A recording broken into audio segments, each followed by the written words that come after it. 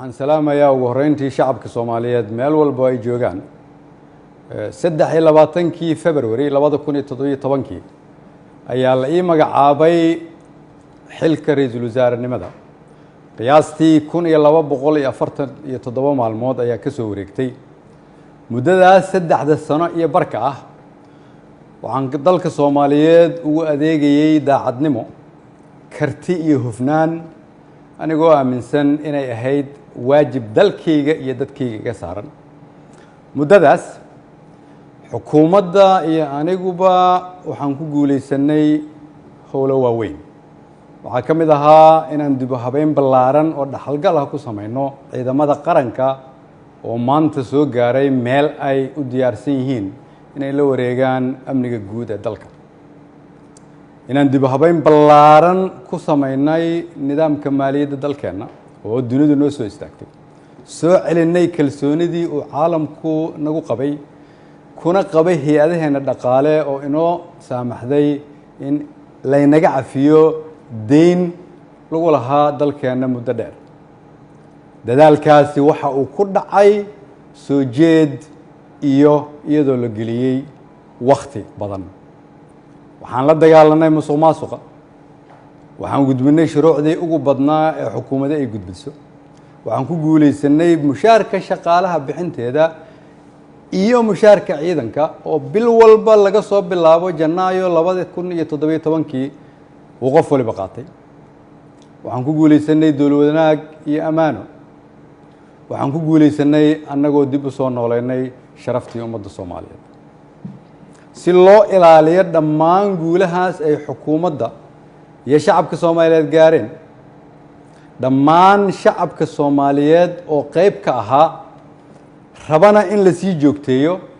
waxaa lagama maarmaan ah ilaalinta nidaamka awood isku wareejinta dalka oo si dimuqraadi ah u dhacda anigoo gudanaya waajibka arrinkaas iga saaran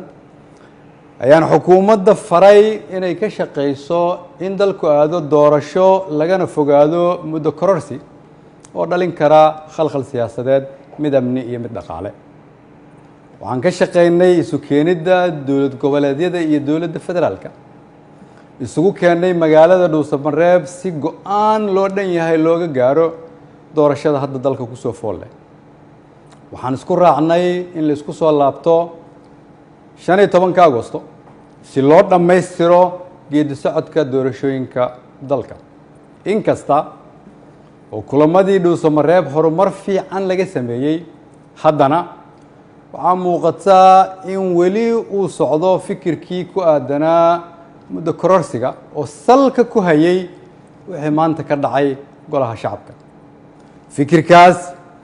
oo aan mar hore ka digay oo aan aaminsanahay inuu keeni karo khalkhal siyaasadeed dalkana dib u celin karo ayaan waxaan mar kale xasuusinayaa ummadda Soomaaliyeed in dalka 4 sano mar ay doorasho ka dhacdo iyadoo xukunkii ay qoro isu dhiib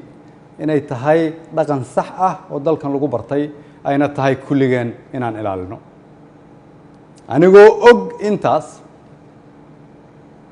anigoo og in wixii maanta golaha shacabka ka dhacay ay ahaayeen sharci darro aan loo marin habraacii saxda ahaa ee xilka qaadis xukuumadeed anigoo og inaanay ku jirin ajandaha anigoo og inaan laga doodin anigoo og inaan loo codayn anigoo og inaanay waafaqsanayn